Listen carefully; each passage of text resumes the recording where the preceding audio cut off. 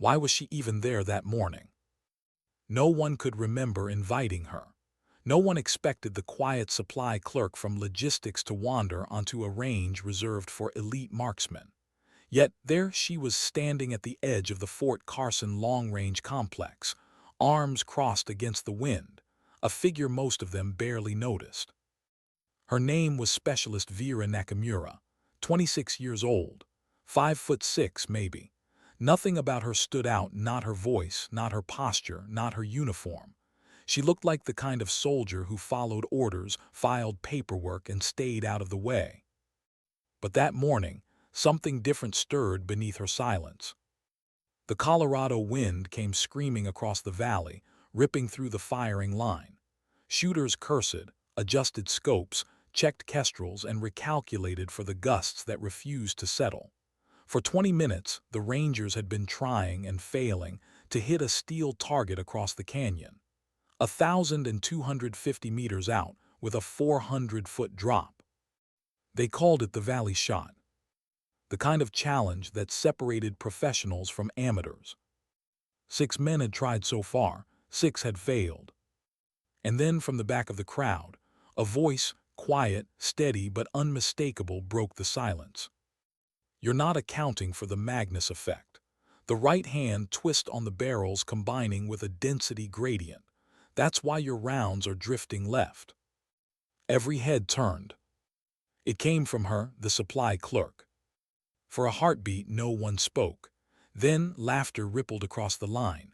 Someone muttered, the clerk's quoting ballistics now.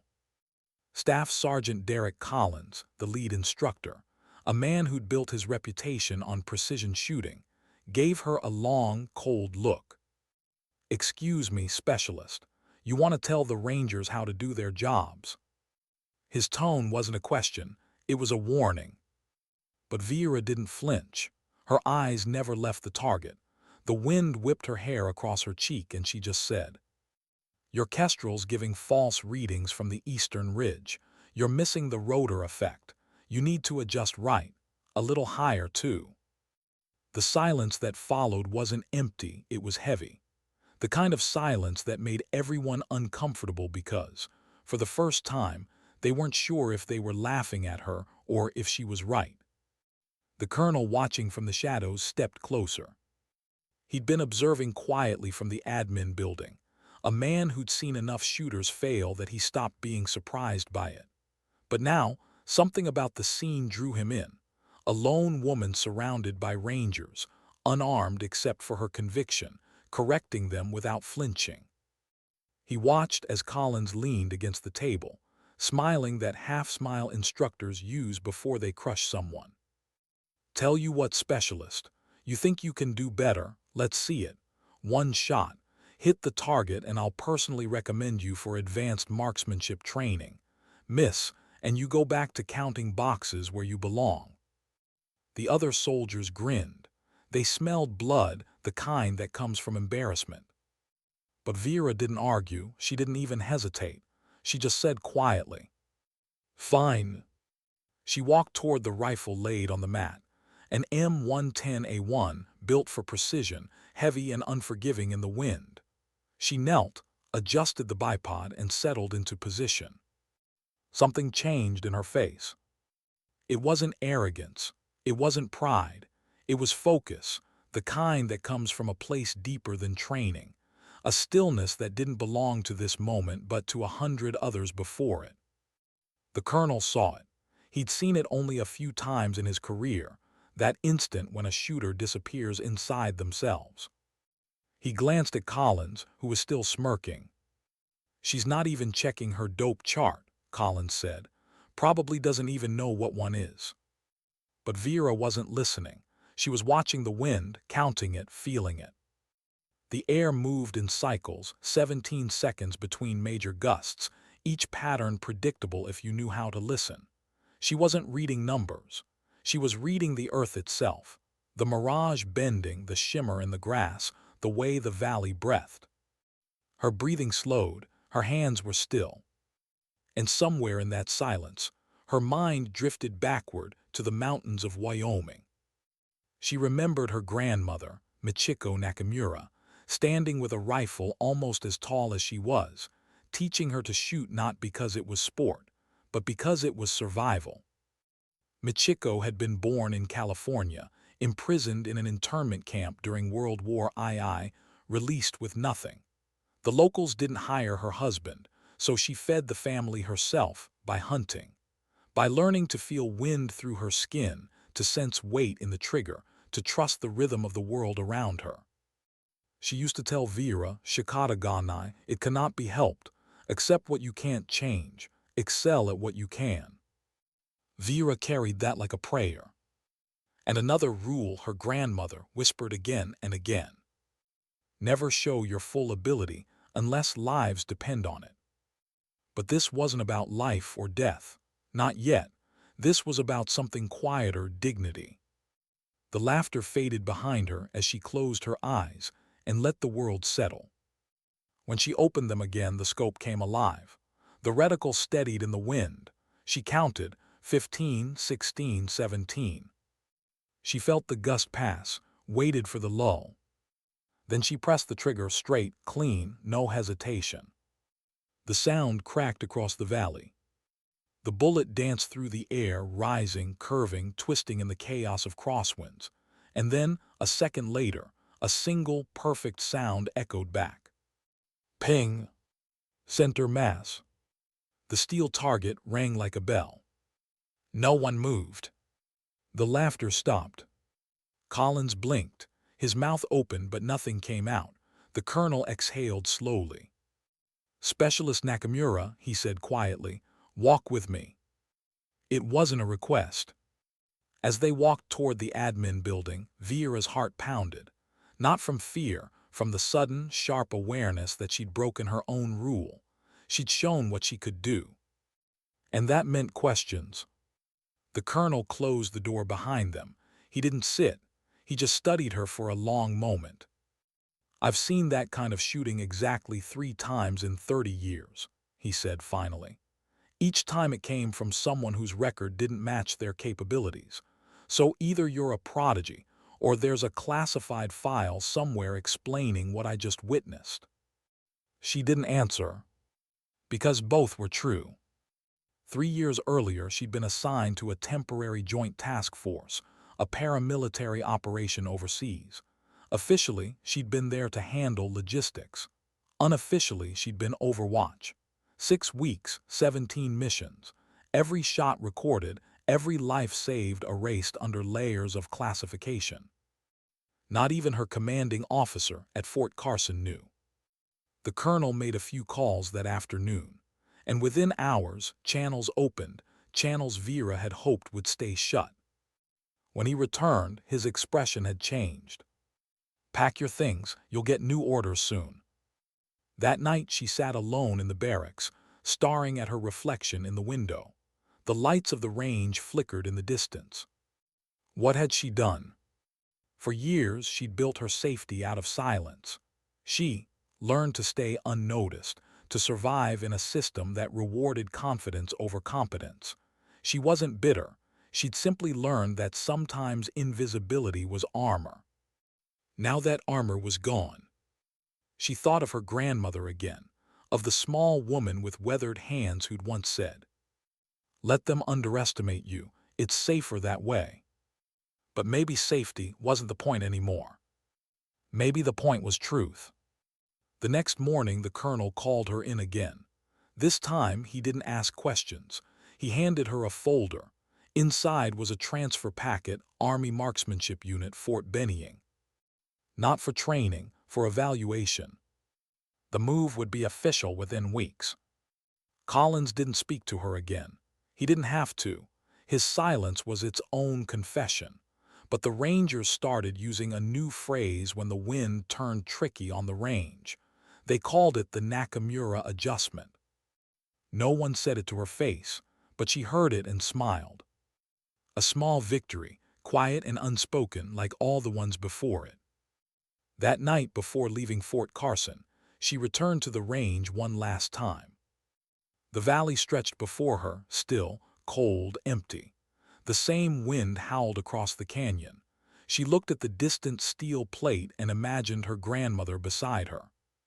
3 generations of women, bound not by medals or rank, but by endurance, by the quiet kind of excellence that doesn't ask for recognition. She whispered almost to herself, "Let me show you how it's done." And in that whisper lived everything she was, the silence, the skill, the history that refused to vanish.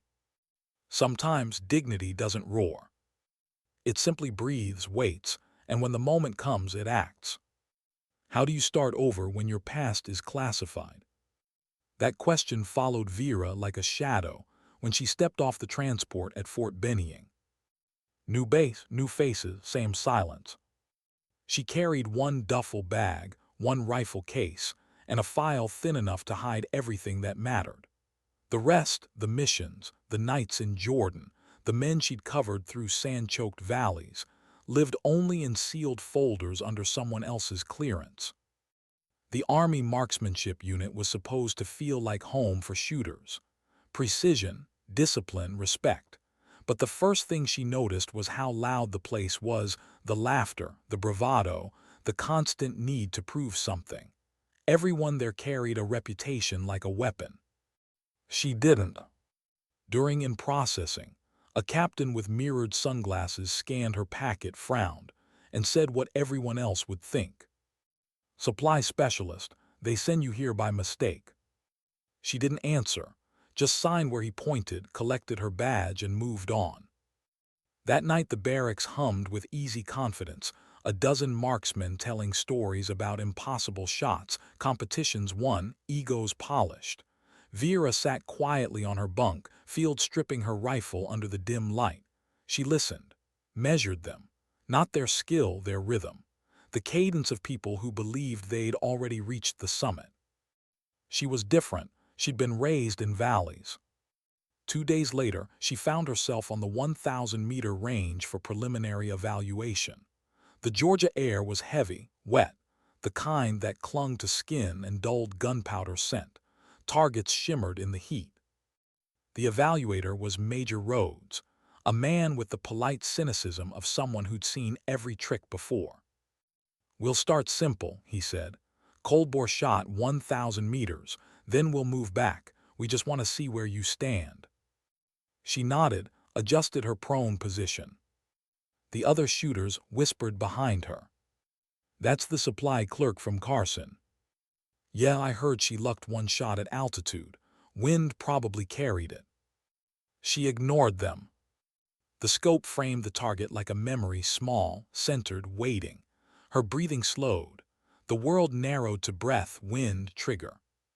The first shot landed dead center. Rhodes looked up from his scope, surprised but hiding it well.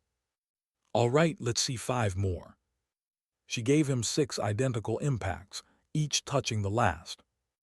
No celebration, no words, just the soft metallic rhythm of competence. By the end of the week, rumor spread through the unit like wildfire. The quiet woman from logistics was outshooting everyone. Some called it luck, others called it calculation. But every test, every drill, every distance, she matched or surpassed the best. Still, she said little. Because with every shot, with every silent victory, came that same echo of warning, her grandmother's voice, whispering from memory. Never show your full capability unless lives depend on it. But here, everyone's life depended on image. In the evenings, she walked the perimeter instead of joining the mess hall talk. The night air reminded her of Wyoming winters, still, clean, honest.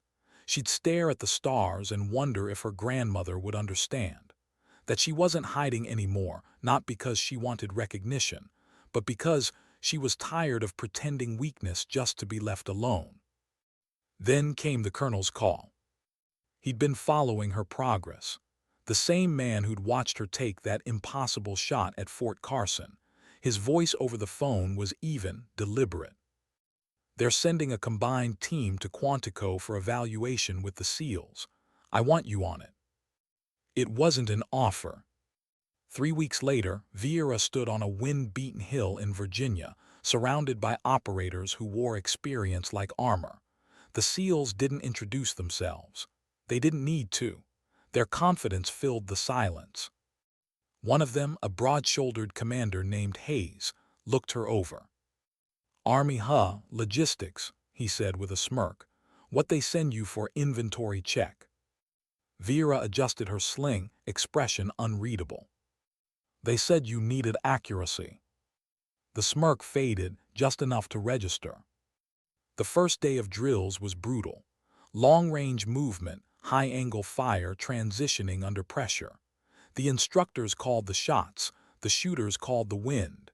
Vera stayed behind the line, watching how they handled the terrain, efficient, disciplined, predictable. But she noticed what they didn't. The ridge crosswinds changed every 6 minutes. The mirage near the 1,400-meter target bent slightly southeast, signaling a thermal lift that would throw rounds high by nearly a foot. No one compensated. When her turn came, the range officer handed her the rifle with mild condescension.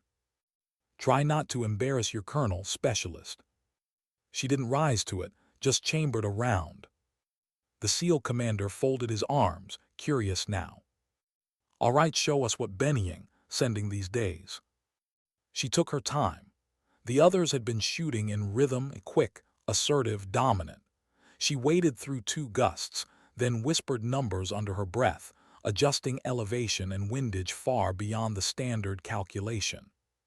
The shot cracked. A pause. Then the distant clang of steel.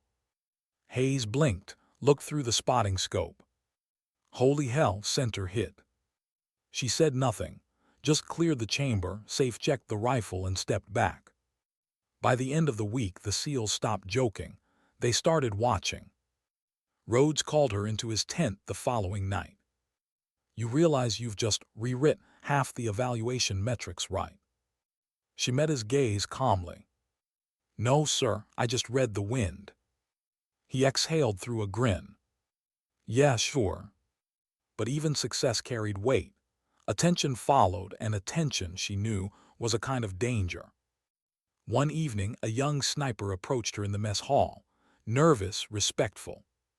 "Ma'am, how do you stay that calm when everyone's watching?" She thought for a long time before answering. "You stop hearing them." "That simple." "No," she said softly, "that painful." The boy didn't understand. He wasn't supposed to. Because calm wasn't absence of fear. It was a decision to feel everything and still move your finger when it mattered. Late that night, unable to sleep, Vera opened a letter she'd kept sealed since Wyoming. It was written in her grandmother's careful hand, the last one she ever sent before passing. "Excellence is a quiet language. The world may not learn to speak it anyway." She traced the words with her thumb, thought of her mother's quiet service, the logistics officer who kept units alive through planning, not bullets, the woman who never received a single medal but carried whole battalions on her spreadsheets. And Vera realized something she'd never said aloud. Every woman in her family had served without recognition, because they believed the work itself was the honor. But maybe, just maybe, honor wasn't meant to be invisible. A week later, the joint team was summoned for a final evaluation, a complex Overwatch simulation replicating real combat conditions. Urban terrain, moving targets, high-stress variables. The briefing said it would test precision under chaos. Vera arrived early, checked her rifle twice, memorized the wind currents between the mock buildings. When the exercise began, chaos erupted instantly, simulated gunfire, smoke, grenades, shouting. The SEAL commander moved through the kill house, barking orders. Vera climbed to a rooftop, finding Overwatch. Her scope cut through smoke and distance like glass. Targets moved in random sequences designed to overwhelm. Most shooters panicked, firing too fast. She didn't. She waited, listened. And then movement. A civilian decoy emerging behind a hostile silhouette. She adjusted by instinct, holding half a breath. 1 shot. 2. Perfect separation. The instructors reviewing the footage would later note that her timing saved both friendly and civilian markers. She wasn't trying to impress them. She was just doing what felt right. After the exercise, Hayes found her cleaning her rifle alone. "You ever think of transferring?" he asked. "To the Navy. To anywhere that pays you what you're worth." She smiled faintly. Worth doesn't always fit in a paycheck. He nodded. For the first time, respect replaced rivalry. When the colonel arrived that evening, he didn't say much, just handed her a sealed envelope. "You'll want to open this in private." Inside were transfer orders, permanent assignment to the Army Marksmanship Unit's Elite Operational Detachment, effective immediately. And beneath that, a handwritten note. "Your grandmother would be proud. Excellence can be hidden for a time, but not forever." She folded it carefully, like a flag. That night she stood again beneath an open sky, same stars, different horizon. For the first time, she let herself feel the weight of pride. Not arrogance, not victory, just the quiet satisfaction of being seen without having to speak louder. Wind stirred through the trees. She closed her eyes and whispered into the dark. "Shikata Ganai. It cannot be helped. But maybe it can be honored."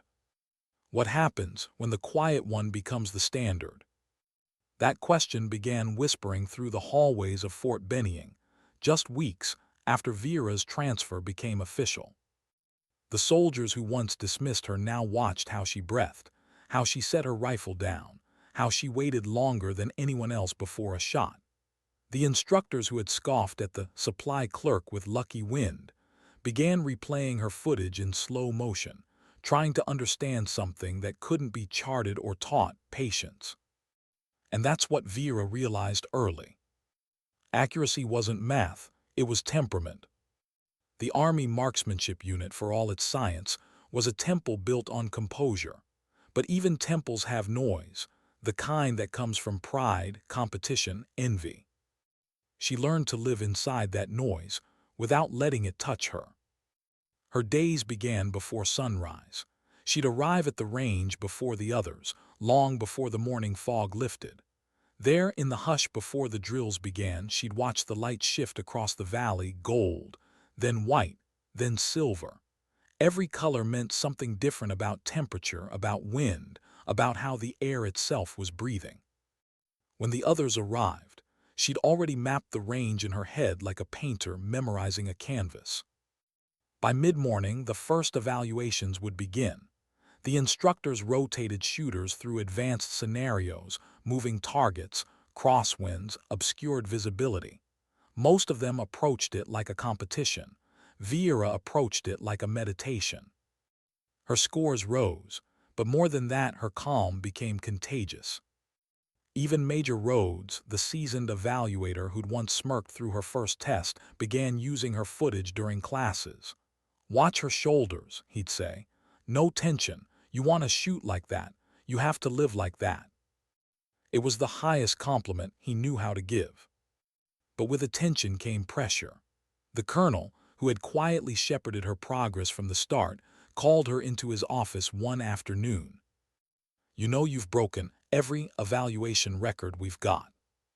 She didn't respond. "They're asking for you to train the next sniper intake." Her head lifted slightly. "Sir, I'm not an instructor." "You're not," he said, "but they don't need another instructor. They need someone to remind them that quiet doesn't mean weak." He paused, as if weighing something heavier than orders. "There's another reason I wanted to see you. I looked deeper into your file." The room grew still. "I found references to a Black Label deployment. Jordan, 6 weeks, 17 missions. The file ends there: no names, no after-action details, just commendation language. You want to tell me what really happened?" Her eyes flicked to the window. The Georgia light poured across the blinds like slivers of glass. "No, sir. Because it's classified. Because it's finished." He studied her for a long moment, then nodded. "Understood, But if it ever stops being finished, I need to know." She left the office with her heartbeat steady, but her thoughts weren't. There was always risk in being remembered. The next few months passed in rhythm. Training, teaching, listening. She rarely spoke during lectures, letting silence pull students in until someone asked the question she wanted them to ask. "Ma'am, what's the secret?" And she'd answer, "You don't fight the wind, you listen to it." Her class scores soared. The trainees started calling her sensei, half joke, half reverence. Still, she avoided the cameras. When the public affairs officers came to film promotional footage, she volunteered for maintenance duty instead. Her reputation was spreading faster than she could hide, and part of her, the part that still believed in invisibility as safety, felt exposed. Then, one evening, during a quiet dinner in the officers' lounge, Major Rhodes mentioned something that made the room pause. "Colonel, been pulled into a joint review board. Classified personnel crosscheck. Something about unnamed snipers operating under non-official cover 3 years back." Vera's fork froze halfway to her mouth. "Jordan," another officer asked. "Could be." She forced a calm expression, finished her meal, and left early. That night, alone in her quarters, she opened the old box she'd kept sealed since Carson. The one with her grandmother's letters, a photograph of her mother in uniform, and a folded map of the Jordanian desert marked with coordinates she'd never forget. Each red dot represented a night she didn't sleep, a life she might have changed, a secret she had no right to tell. But what haunted her most wasn't the missions, it was what came after. The silence. The way her report vanished into classified channels, her role erased to protect operations that weren't supposed to exist. She remembered the colonel's words, "If it ever stops being finished." Maybe it never really had been. The next morning she walked onto the range earlier than usual, earlier even than the sunrise. The air was cold, sharp, almost metallic. She set up 2 targets side by side, one at 800 meters, one at 1300. Then she sat cross-legged in the dirt and waited for the light. When the first rays cut across the range, she lifted her rifle. No stopwatch, no evaluation, no witnesses. Just her, the rifle, and the whisper of wind across the grass. Her grandmother's voice returned, soft, steady, ghost-like. "Excellence is a quiet language." She breathed out and squeezed the trigger. 2 shots, 2 impacts. The sound rolled across the valley like a slow drumbeat. And just for a moment she felt peace. Until she heard footsteps behind her. It was the colonel. "Couldn't sleep either?" he asked. She shook her head. "They're reopening your file," he said. "It's not about punishment, it's about pattern recognition. They want to know how you operated with that precision, how someone without sniper training could outperform teams." "They won't find anything," she said. "That's what worries them." He studied her in the pale morning light. There was something paternal in his expression, pride mixed with concern. "You know what they call shooters like you in the intelligence circles?" he asked. "What?" "Ghosts, the ones who leave no trail but change outcomes." She gave a small, rueful smile. "Then maybe I'm right where I belong." But later that week, the ghosts came calling. A classified message arrived, encrypted, routed through channels she hadn't seen since Jordan. The header was familiar, SOCTAC/asset recall evaluation. Her pulse tightened. That night in the colonel's office, she laid the document on his desk.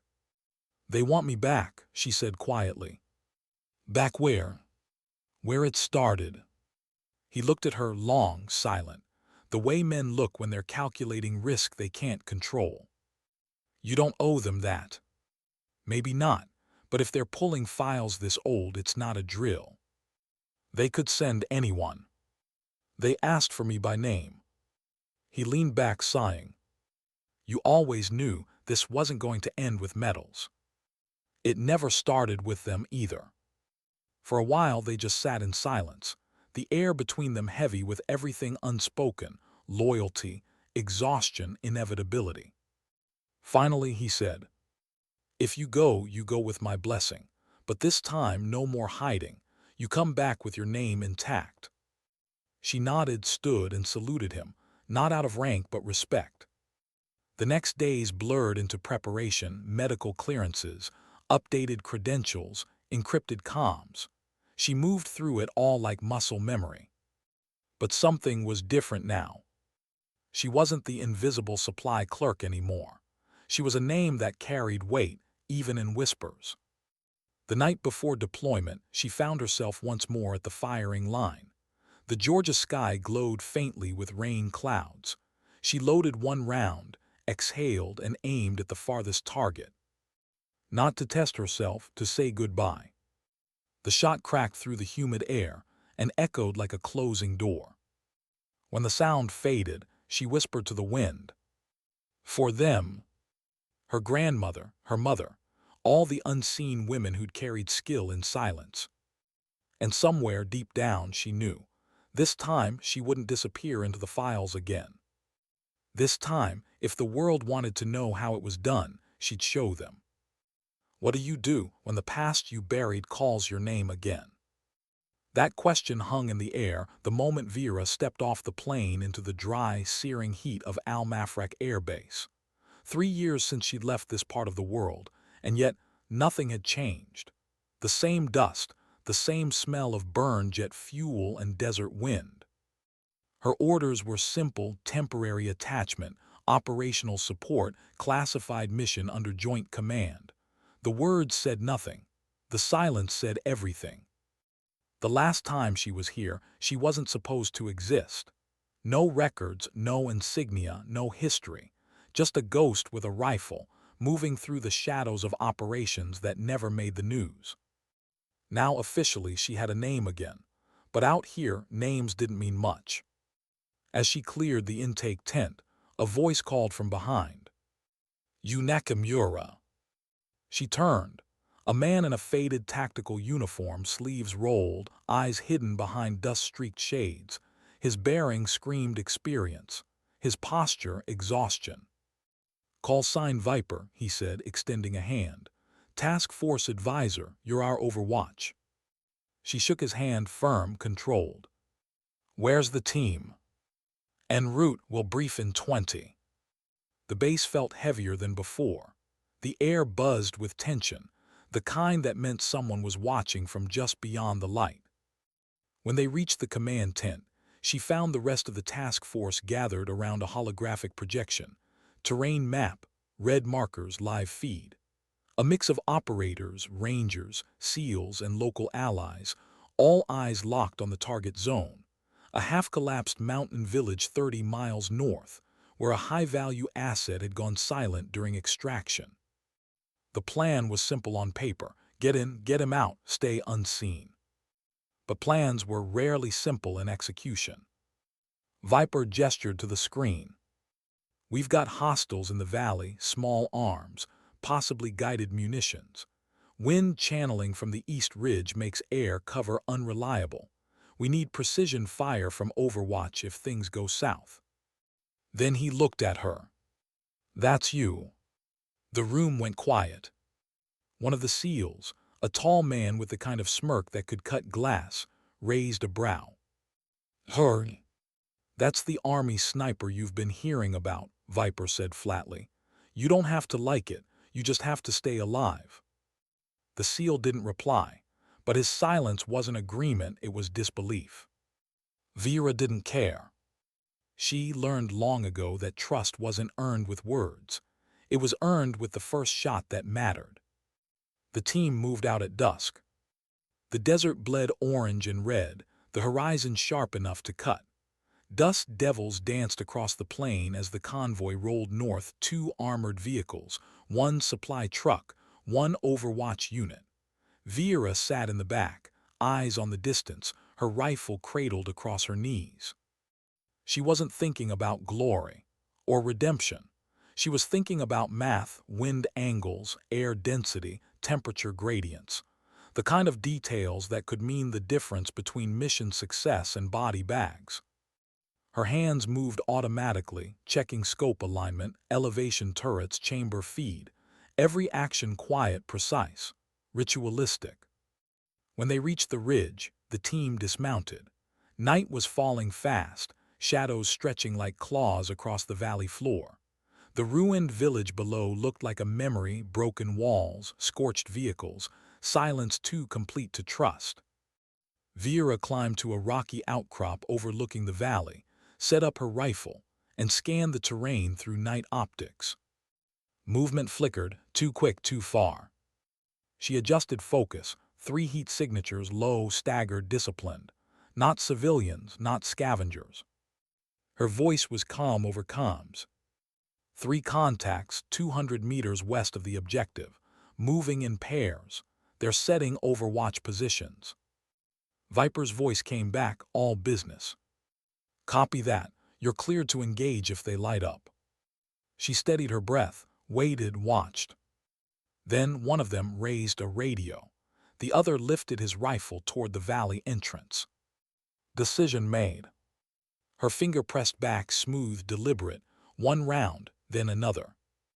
Both targets dropped without sound. The third ran wrong move. She led the shot 3 degrees ahead, squeezed once, and silence reclaimed the valley. Overwatch clear, she whispered. The team advanced. Through her scope, she watched them move, fluid, methodical, but tense. The air down there was thick with potential violence. Every corner, every shadow felt alive. Halfway through the approach, comms crackled static, then a voice she didn't recognize. Male, angry. They're here, move positions, block the southern route. She froze, that voice. It wasn't just Arabic, it was accented English, familiar. Her stomach dropped. For a second, she couldn't breathe. She'd heard that voice before, 3 years ago, during a mission that never officially happened. The voice of a man they were supposed to have neutralized. But she'd hesitated that night. Hesitated because a child had stepped into her line of fire. She'd let the shot go, chosen compassion over certainty. And now he was alive. She didn't tell the team, not yet, not until she was sure. Her scope tracked the signal origin, a collapsed minaret near the target zone. Shadows moved inside, 2 figures, one with the same gait, the same slow turn of the shoulders. Her pulse quickened. Viper, she murmured. Confirm visual on secondary structure, grid Delta 9, possible hostile command element. Copy, you want it taken out. Not yet. Because she needed to see his face. Minutes stretched into hours. The team reached the extraction point, found their missing operative alive but wounded, and signaled for evac. Then everything went wrong. A flash, a roar. The valley erupted in gunfire. Vera's scope flared white as tracer rounds cut through the night. The air filled with dust and chaos. Overwatch were pinned down, Viper's voice snapped. South Ridge, multiple shooters. Her heart steadied. No panic, no hesitation, just focus. She shifted, reacquired. Wind 5 knots from southwest. Targets moving fast, firing blind. One breath, one shot, another. Each round cut the darkness like punctuation, a rhythm she'd learned long ago. When the noise finally broke, the team was alive, bruised, breathing. But down in the rubble of the minaret, her scope caught movement again, one figure crawling away. She zoomed in. And there he was, the man she'd spared. Blood on his sleeve, same eyes, same scar. He looked straight up as if he knew, as if he'd been waiting for her. For a second, the world shrank to just the 2 of them, hunter and haunted, debt and decision. Then he raised his weapon. Her finger found the trigger, but something in her hesitated again. Because he wasn't aiming at her. He was aiming past her, toward the evac chopper lifting through the dust. Her breath caught, no more hesitation. She fired. The round hit center mass. He dropped instantly. The silence that followed wasn't victory, it was weight, heavy, suffocating. The team made it out, no casualties, no applause. But as the chopper lifted them into the night, Viper looked at her across the cabin. "You knew him, didn't you?" She didn't answer. He nodded slowly, understanding enough to stop asking. The desert wind howled through the open door, carrying away the last trace of her choice. They landed before dawn. The base lights shimmered through heat waves as medics offloaded the wounded. She followed protocol, debriefed, logged her shots, signed the reports, mechanical, detached. Then, when everyone else dispersed, she sat alone outside the hangar. The first light of morning painted the horizon gold, and for the first time in years she felt something like grief. Not for him, but for what mercy had cost her. Her grandmother's voice returned again, softer now. "Never show your full capability unless lives depend on it." She had twice. Once out of compassion, once out of duty. Both times it broke something inside her. The colonel's voice crackled over the encrypted line later that morning. "Mission success confirmed. You good, specialist." She hesitated, then answered the only way she knew how. "We're alive, sir." "That's not what I asked." She didn't reply, because she didn't know. That night she opened her field journal, a habit she'd started after Jordan, back when she still believed writing could quiet the noise inside. She wrote only one line. "Sometimes mercy waits for permission that never comes." Then she closed it, sealed it back in her pack, and stared at the ceiling until the morning siren called the next rotation. She was done hiding her name, but some truths, she realized, weren't meant for declassification. They were meant to be carried, quietly, completely, by the one strong enough to bear them. And Vera Nakamura had carried many. The kind the world never saw. The kind that left you breathing, but changed forever. How do you come home from a place that still has its hands on you? The C-17 touched down at Fort Benning just after midnight. Engines whining, ramp lowering, heat spilling into the wet Georgia air. The team filed out, eyes hollow, boots scuffing against the tarmac. To anyone watching, Vera looked fine, another operator returning from another mission. But inside, she felt the desert still breathing through her. That dry wind. That face she finally put down. The sound that never really fades once the rifle goes quiet. Debriefing was routine. Reports, signatures, questions asked by men who would never smell the dust of the valley. Confirmed targets neutralized, yes, sir. Collateral, none. Emotion didn't fit the form. When it was done, she stepped outside into the humid dark and sat on the concrete steps, helmet in her lap. The air tasted wrong, too alive, too damp. Behind her, laughter from the barracks. Ahead, a silence that felt like judgment. The colonel arrived 10 minutes later. He didn't salute, didn't speak at first, just stood beside her, the smell of jet fuel between them. "You did what you had to," he said finally. "That what they told you?" "That's what I believe." She looked at him then, tired eyes, uniform creased, the kind of man who'd seen too many soldiers carry guilt he couldn't erase. "He was supposed to be dead already," she said. "And now he is. Because I hesitated once."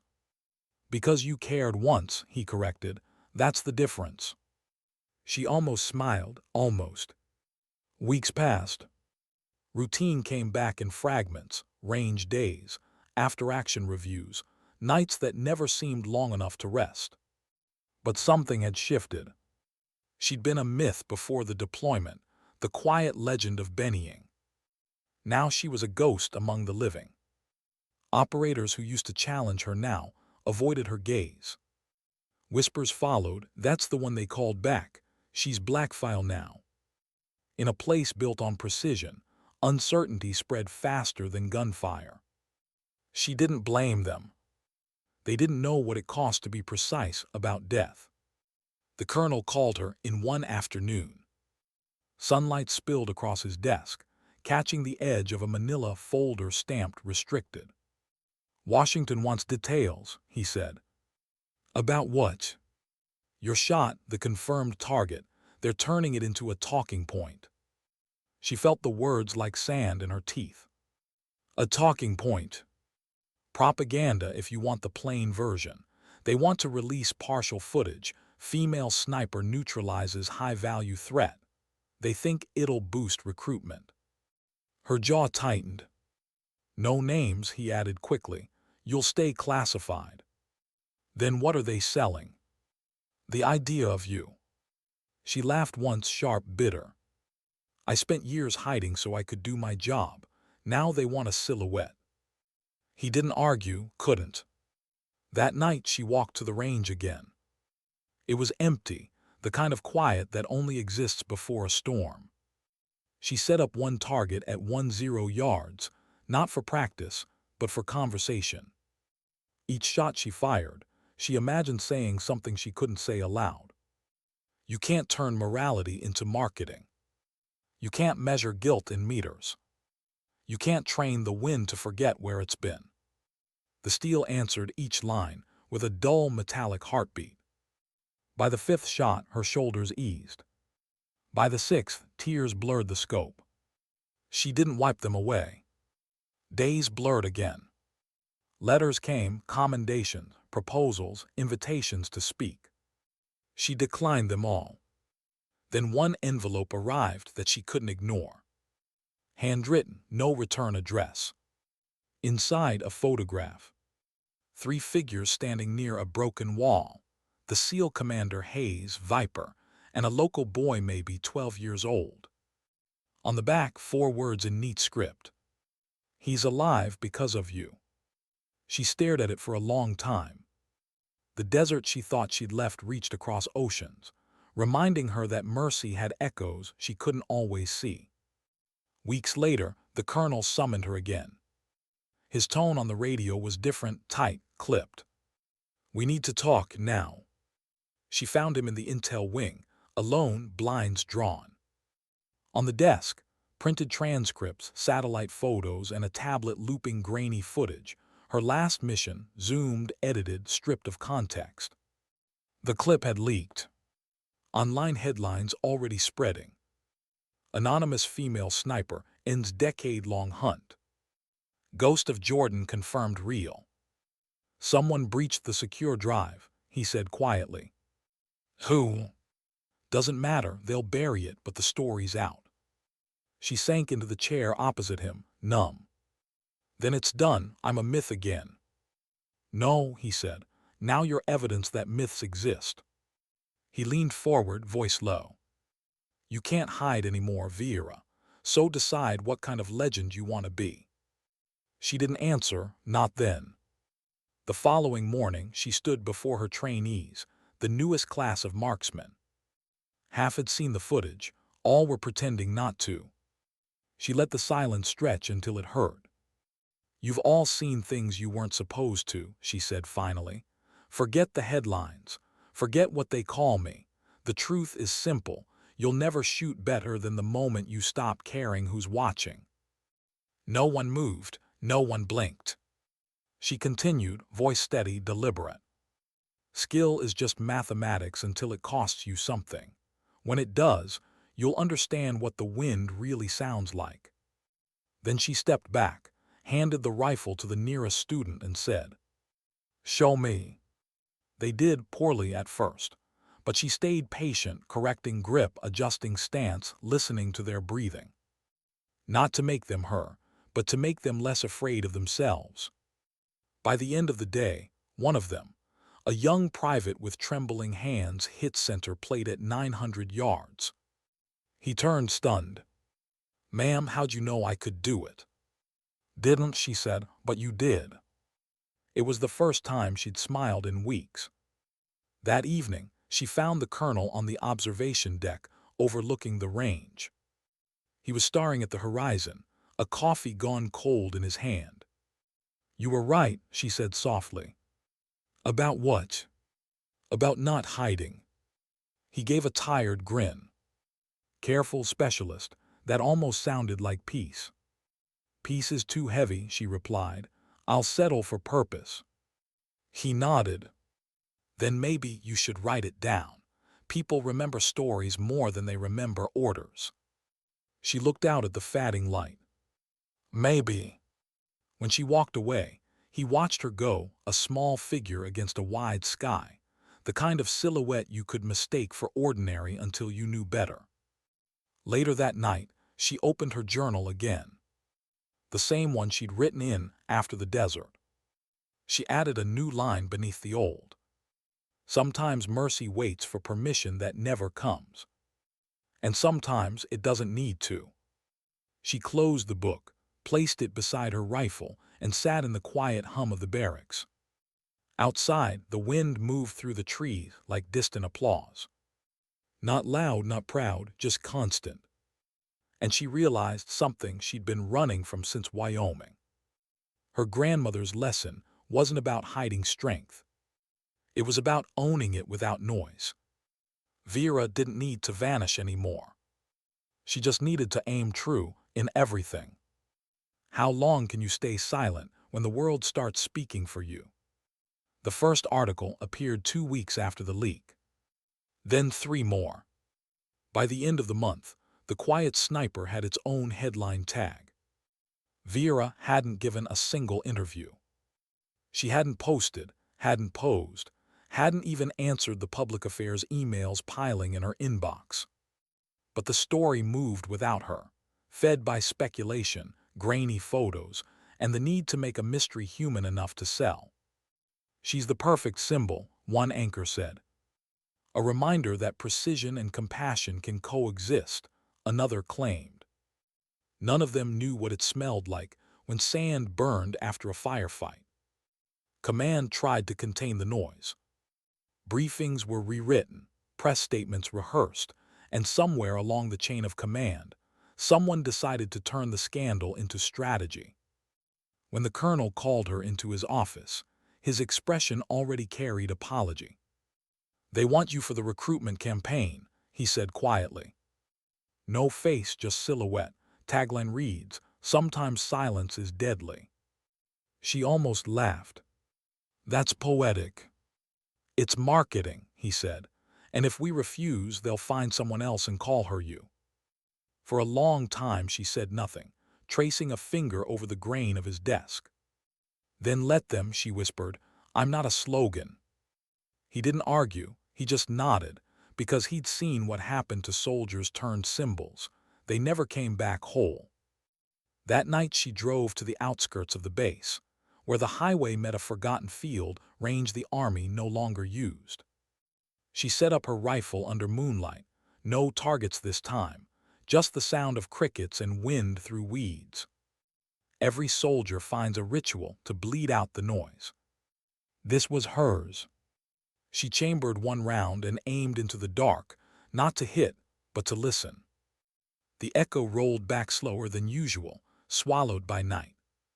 When the sound died, she lowered the rifle and whispered, "You can use my silence, but you can't own it." It wasn't defiance. It was survival. Weeks became months. The news cycle moved on to fresher wars, newer scandals. But inside the military, the legend grew roots. The Nakamura drift became shorthand for impossible shots in high-wind conditions. Her teaching video circulated quietly between bases. Even units overseas started citing her methods. And with that fame came the weight of expectation. Every class she taught wanted the myth, not the person. They wanted to know how to be fearless, how to make the perfect shot, how to feel nothing. She told them the truth they didn't want. You will feel everything. The trick is learning which feelings deserve your breath. They stared at her, half understanding, half disbelieving. But she'd rather leave them confused than lie to them. Then one morning, a request came from Washington. Joint Arms Symposium, keynote speaker nominee, Specialist Vera Nakamura. The colonel broke the news in person. You don't have to accept, he said, but they asked for you directly. Why? Because quiet competence looks good on camera. She considered that. If I go, I speak in my own words. That's the only way I'd let you. The symposium hall was nothing like the ranges she knew, polished floors, flags, light bouncing off brass. Hundreds of uniforms filled the seats, and behind them, cameras waited for a soundbite. When her name was called, she walked to the podium slowly, hands steady, heart not. The first thing she noticed was the silence, expectant, polite, hungry. She adjusted the mic and spoke softly, forcing them to lean closer. They call me the quiet sniper. I've heard the stories. Most of them aren't true. The truth is simpler. I wasn't quiet because I was brave. I was quiet because I was scared of being wrong, of being seen, of being used. But fear doesn't mean weakness. It means you still understand the cost. She paused, a cough somewhere in the back, the sound of pens freezing. Every shot I ever took came with a question. Not can I hit, but should I? And if that question ever stops mattering to you, put the rifle down. No applause, not yet, just breathless stillness. We talk about precision like it's an art. It's not. It's the discipline of caring exactly enough. Too little and you miss. Too much and you hesitate.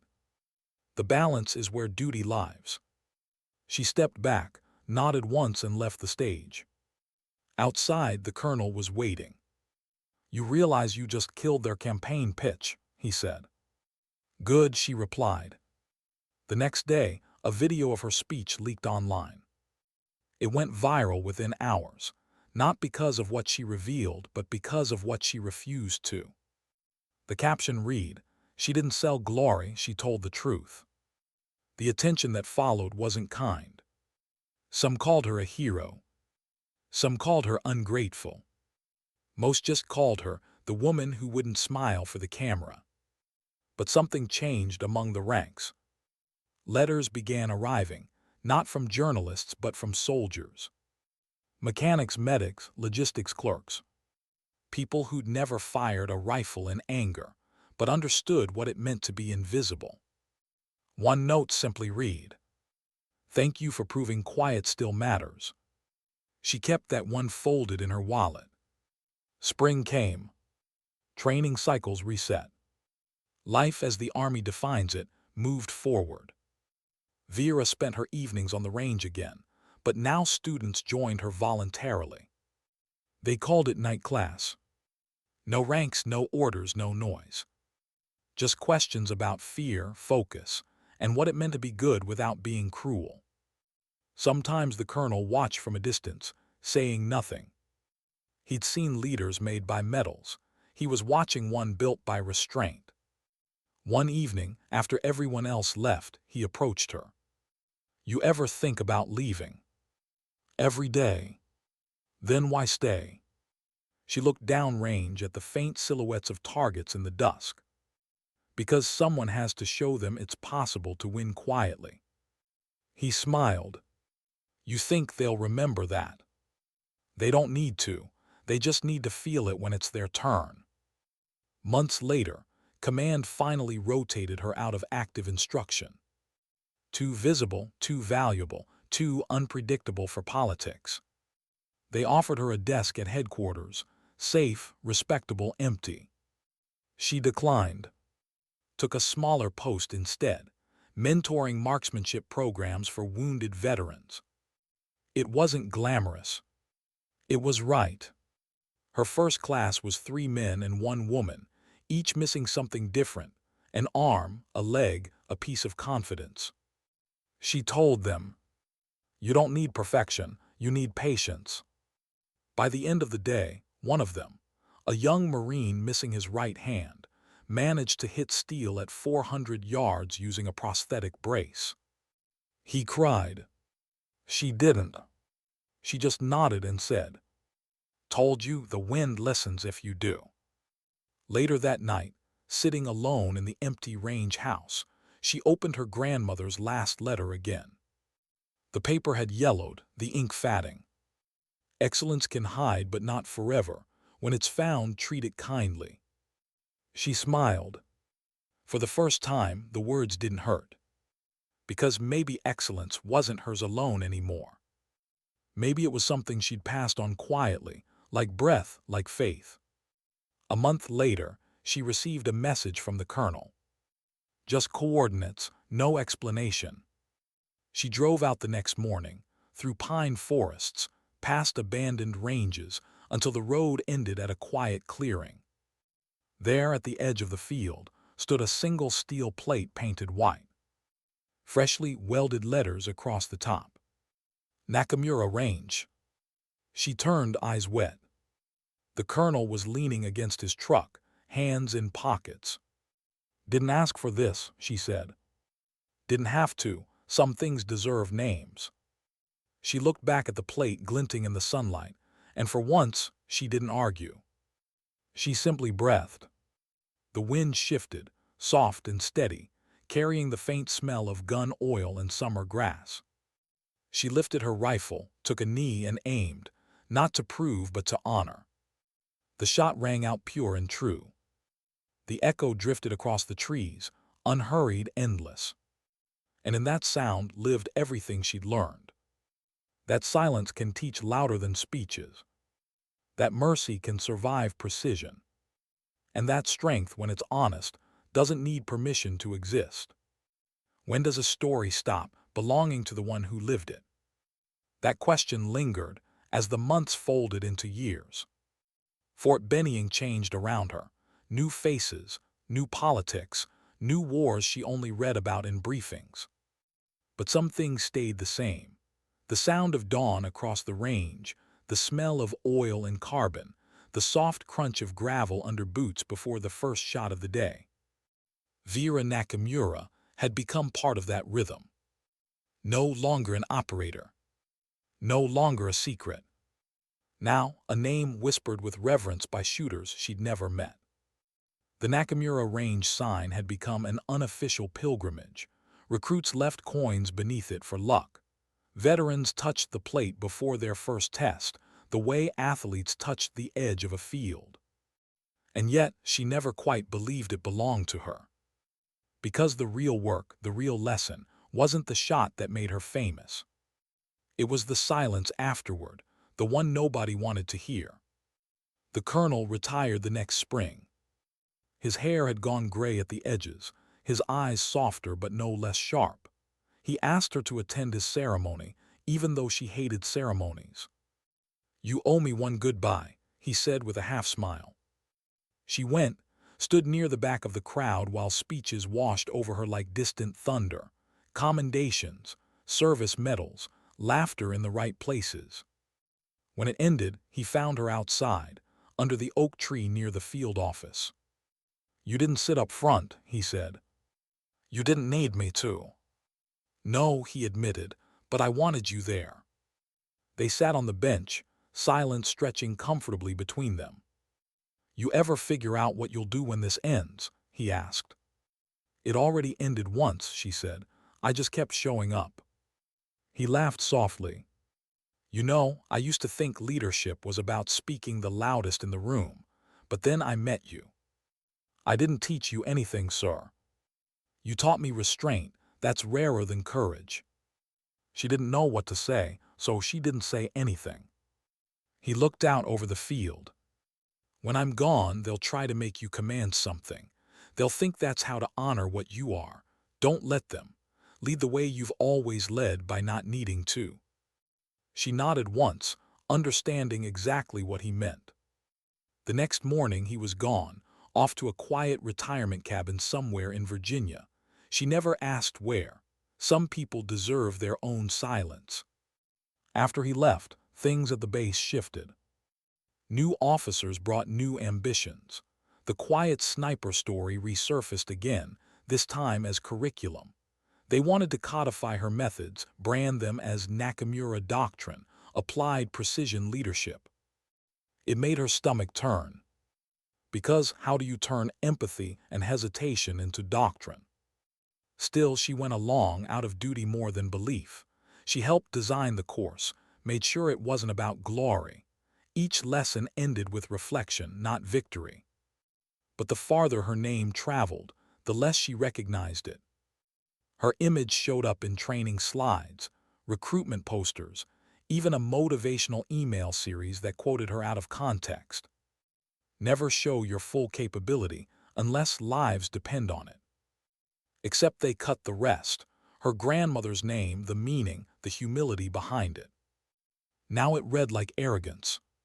She wrote the public affairs office, asking them to remove it. They replied with apologies and said it had resonated too well to change. Resonated. As if her grandmother's quiet wisdom was a marketing pitch. She stopped going to the main range after that. Started teaching privately smaller classes, away from the cameras. Veterans mostly, recruits who failed the first time but refused to quit. The forgotten ones, the ones she understood best. One of them, a young woman named Elena Torres, reminded her of herself. Soft voice, sharp eyes, always standing just behind the others. Elena's first evaluation was a mess. Trembling hands, missed targets, frustration written in every breath.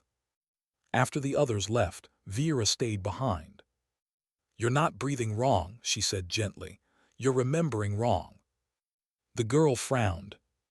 "Ma'am, you're thinking of every time someone told you you weren't good enough. It lives in your trigger finger. You need to let it go before the wind listens." Elena blinked, confused, but something in her shoulders loosened. A week later, she hit center at 700 yards. Vera said nothing, just nodded once. But inside, she felt something she hadn't in years, hope that the quiet kind of strength might outlive her. That night, she wrote the colonel a letter. Not email, real paper. "Sir, the students still breathe too loud, but they're learning. You were right. The best kind of command is the kind that doesn't ask to be obeyed. I think you'd like Elena. She doesn't believe she's special yet, which means she probably is. Hope the silence is kind where you are. Avi." She didn't expect a reply. But 3 weeks later, one came. "Nakamura. Silence is good. Company would be better. I'm building something here, a training site for transitioning soldiers. They need teachers who remember what restraint costs. You'd hate the press, love the peace. Think about it." Age. She folded the letter carefully, read it again under the flicker of the barracks light. Then she smiled. For the first time in years, she realized she could leave without feeling like she was abandoning something. Her final day at Fort Benning came quietly. No ceremony, no speeches, just a walk through the range before sunrise, her boots brushing against dew-covered grass. She stopped at the Nakamura range sign one last time, placed a coin beneath it, not for luck, but gratitude. Then she whispered, "For them, always for them." And she left. The colonel's training site turned out to be a converted farm tucked into the Virginia hills, rolling fields. A single wooden barn retrofitted with targets and observation posts. He met her at the gate, older, slower, smiling like someone who'd found the right kind of silence at last. "You actually came," he said. "You actually built it," she replied. They walked the property together. No uniforms, no cameras, just the rhythm of two people who'd spent too long serving noise finally learning to live without it. Inside the barn, a handful of veterans practiced with custom rigs, prosthetics, stabilizers, breathing machines. "They call it Project Shikata," he said quietly. "Can't be helped, except maybe it can." She looked around, the faces, the focus, the fragile dignity in every movement, and felt something inside her settle. "I'll stay," she said simply. He smiled. "Didn't think you'd need convincing." Months passed again. The world outside kept spinning, but in that valley, time softened. She taught the way her grandmother once had, patient, firm, with lessons that sounded more like prayers than instructions. "Wait for the breath that belongs to you. Don't chase the shot, invite it. Mercy is precision too. One day, Alina came to visit, now a certified instructor herself. They still talk about you at Bennying, she said, setting her bag down. They should stop, Vera replied. They won't. Alina smiled. They call what you taught us the Nakamura way. Vera chuckled softly. Sounds heavier than it is. Maybe not, Alina said. You taught us how to carry it right. That evening, after the last students left, Vera walked out to the ridge overlooking the valley. The sun bled orange across the fields, the same color as Wyoming sunsets she remembered from childhood. She thought of her grandmother, her mother, the colonel, and every soldier who'd learned that quiet didn't mean weak.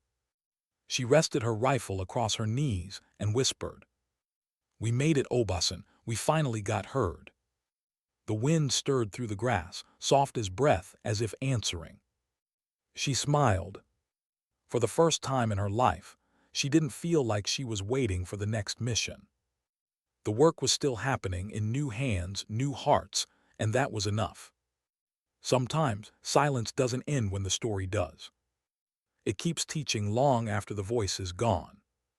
What does a legend do when no one's watching anymore? That question came to Vera one morning in the valley, the kind of morning that smells of rain before the sky decides. The fields were still damp from the night. Dew clung to the grass like tiny glass beads, and somewhere behind her, the barn creaked as the first students arrived for training. Years had passed quietly. The world moved on, new wars, new names, new stories that replaced hers in the endless cycle of fascination and forgetting. But here in this place, silence still worked. Project Shikata had grown. Word spread through veteran circles about a program that didn't just teach marksmanship, but stillness. They came broken and left balanced, not cured, not erased, just steady again. And Vera had become something she never expected, the quiet mentor to people learning to live again after they'd already survived. She liked that better than being a myth. The colonel's health had been fading for months. He hid it well, but she saw it in the way his steps shortened, how he'd rest halfway up the ridge and pretend to study the wind. That morning she found him sitting on the porch, coffee cooling beside him, eyes on the far field. "You skipped breakfast," she said. "Doctor says I'm cutting back on salt." "Since when does coffee have salt?" "When you get old enough to taste everything twice." She smiled, sat beside him. They watched the students in the distance, tiny silhouettes, rifles rising and lowering in rhythm. "You did good with them," he said quietly. "We did." "No," he shook his head. "You taught them how to breathe again. I just built a barn." She didn't argue, she never did. He took a long breath, eyes narrowing toward the horizon. "You ever think about what happens when we stop?" "Stop what?" "Teaching, breathing, all of it." She looked at him. "Then someone else starts. That's how it works." "You sure?" "I have to be." He chuckled softly, that slow, weathered sound of a man who'd seen too much and made peace with it. "You always were better at endings." They sat in silence after that, the kind of silence that carries decades inside it. 2 weeks later, the colonel was gone. No fanfare, no ceremony, no folded flags, just a handwritten note left on his desk. "Don't make this about loss. Keep teaching. The range belongs to the ones who still listen." Age. The funeral was private. Vera and a handful of veterans stood beneath an oak tree on the ridge, the same one where he'd watched the sunrise every morning. The folded flag was handed to her. She didn't take it. Instead, she placed it on the bench where he used to sit. "He'd hate the speeches," she murmured. "Then we won't give any," one of the students said. So they didn't. They just listened to the wind. Afterward, she stayed at the training site alone for a while. The staff offered to take over. She refused. Routine helped, cleaning rifles, repairing targets, keeping the structure alive. But the empty porch reminded her of things she couldn't fix, not absence, not time, not the quiet after someone like him is gone. At night she sat on the same bench, a single lamp flickering beside her. She read through the colonel's journals, meticulous, thoughtful, full of notes on philosophy and marksmanship, and on her. Nakamura understands restraint like most people understand breathing. She's not the future of warfare, she's the antidote to it. She closed the book and stared into the dark. An antidote. That word felt too large for what she was. She was just someone who'd learned how to stay still when the world demanded motion. Months passed, the program continued. Alina returned permanently, leading classes with a steadiness that made Vera proud and a little bit unneeded, which, she realized, was the best kind of legacy. She started taking long drives again, unplanned, unhurried, just following the road until it ran out. One afternoon, she found herself back in Wyoming. The mountains stood unchanged, jagged, ancient, unmoved by anything human. She parked by the old trail her grandmother used to walk and hiked, until the tree line opened to a wide plateau of wild grass. The wind was fierce up there, slicing across her face like it remembered her. She laid her rifle down beside her and sat cross-legged, closing her eyes. She could almost hear her grandmother's voice again. Shikata Ganai, it cannot be helped. But this time, Vera understood something her grandmother never said aloud. That acceptance wasn't surrender. It was the courage to move forward, even when forgiveness never came. She whispered to the wind, "You were right, Obasan, it can't be helped, but it can be honored." The breeze shifted, softening. The valley below filled with the golden wash of sunset. She thought of her mother, too, the quiet logistics officer who'd kept soldiers alive through numbers and lists, the invisible kind of hero no one remembered until something broke. 3 generations of women, all strong in silence. And now, maybe, their story finally had a name. When Vera returned to Virginia, she found a package waiting on the porch. No sender, just a small box with a folded envelope inside. The handwriting was familiar, old, deliberate, uneven. "In case I didn't get to say it properly, thank you for staying. When people ask about you, I tell them this. You reminded a tired old soldier that stillness isn't emptiness, it's peace. Make sure they learn that after we're gone." H. Beneath the letter was a small brass plaque. "The Nakamura Range, for those who listen." Her eyes burned, but she didn't cry, not this time. She just held the plaque to her chest and whispered, "Rest easy, sir, the wind still listens." Years later, the range had grown into something larger than anyone planned, a sanctuary, not a base. No uniforms, no salutes, just people learning how to hold their breath long enough to hear themselves again. Veterans, survivors, civilians scarred in invisible ways. And every lesson began the same way. A quiet voice hers saying, "The wind doesn't obey you, it only answers honesty." Then at the end of every session, she'd tell them the story. Not the classified one, not the myth. Just the truth of a young soldier on a windy range in Colorado, surrounded by laughter, daring to say softly, "Let me show you how it's done." She'd pause there every time, let the quiet stretch until it became a part of them. That wasn't arrogance, she'd say. That was courage, the kind that doesn't need to shout.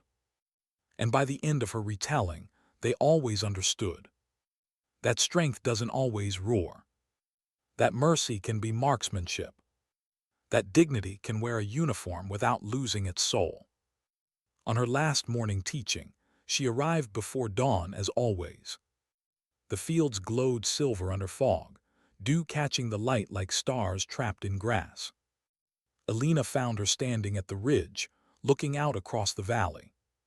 "You're leaving, aren't you?" Alina asked. "It's time," Vera said softly. Where will you go? Haven't decided, maybe nowhere, maybe home.